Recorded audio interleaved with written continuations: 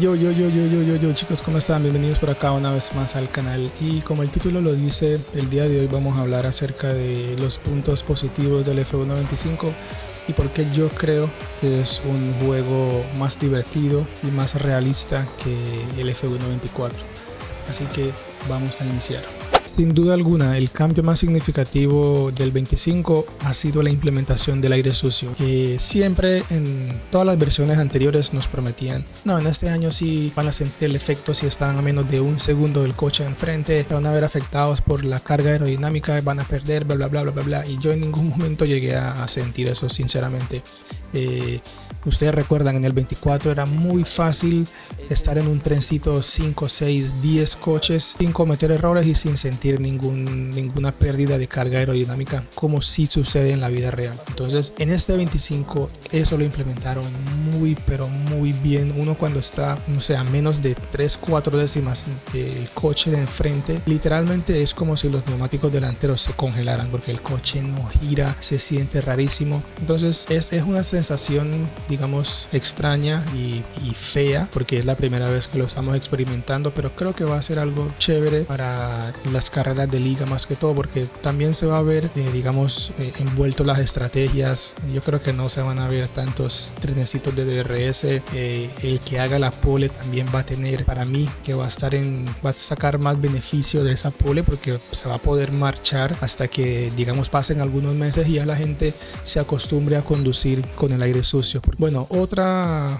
característica que ha cambiado en este juego es la temperatura del motor. Creo que era en el 22 o 21, no recuerdo bien, que si estábamos mucho tiempo atrás de un coche, siguiéndolo y en la estela, o sea, no solamente siguiéndolo, sino justamente detrás, digamos, chupando rebufo, como decimos coloquialmente, el motor se empezaba a sobrecalentar. En el 24 no pasaba eso, entonces nuevamente, como les digo, se formaban esos trenecitos, pero en el 25 el motor se calienta bastante. No sé exactamente cómo evitarlo. Lo que he probado es, por ejemplo, no estar, no sé, 10, 15 vueltas metido en el difusor del coche al frente, sino tratar de pegarme, intentar adelantarlo, y si no puedo, me alejo unas 7, 8, 9 décimas, siempre y cuando esté en el DRS, para volver a enfriar el motor y así en un par de vueltas volver a atacarlo. Otro punto positivo yo creo que fueron las actualizaciones de algunas pistas. No simplemente modificaron algunas cosas, sino que las hicieron desde cero con la tecnología láser,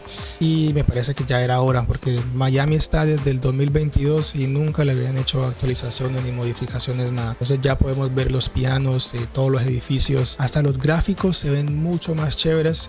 Acá ustedes pueden ver la comparativa entre el 24 y 25. Ahí tenía ambos con los gráficos en medio y se ve mucho mejor en el nuevo juego. Bahrein también es otro de los circuitos que utilizaron la tecnología escáner, y como pueden ver quedó también muy bonito. Ya corrigieron el error que tenía el circuito en la recta principal, donde había muchísimos baches, o sea, exageradamente, y en el 24 lo que hacía uno era irse al lado del muro del pit lane para evitar eso y así no perder velocidad en recta. Entonces muy bien, punto positivo. También en Imola, que es la tercera de las 5 pistas que actualizaron, si no estoy mal, ya corrigieron el error que había con los límites de pista, más que todo acá en esta curva 7, donde en la onboard aparentemente uno estaba dentro de los límites, pero el juego te invalidaba la vuelta. También en el último sector quedaron muy chéveres los pianos, ya los bajaron nuevamente y los ampliaron un poquito como debería ser y como es en la vida real. Australia también sufrió cambios, pero creo que más que todo afuera del circuito, porque yo realmente son muy mínimos los detalles que he notado en cuanto a la conducción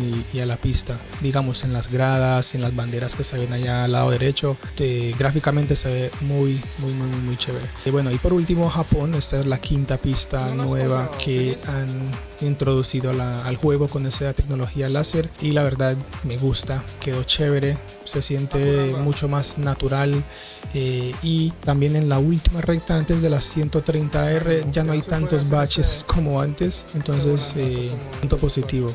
Y por último, muchachos, las pistas en reversa. La verdad, cuando yo vi el tráiler y vi esto, yo no le daba crédito. Yo dije, no, eso es un chiste. Nadie se va a meter a jugar Silverstone, Holanda y Austria al revés. Pero ahora que ya tengo el juego, me ganó la curiosidad y me he metido ya bastante en contrarreloj y también en salitas a 5 vueltas con mis amigos. Y es muy divertido, la verdad se lo recomiendo porque es literalmente como si hubieran agregado un circuito nuevo al juego donde tienes que dedicarle tiempo para aprenderte tus puntos de frenado, la configuración. O sea, es algo, al principio te vas a sentir rarísimo obviamente porque tienes que levantar en curvas donde estás acostumbrado en el trazado original a hacerla a fondo y viceversa. Y como les digo, el setup también va a influir porque por ejemplo en Austria, en el trazado original hay más curvas en subida que en bajada, y pues obviamente en el trazado a la inversa hay más curvas en bajada que en subida. Entonces uno puede ir con el coche más descargado, pero tienes que configurar diferente, no sé, el chasis o la suspensión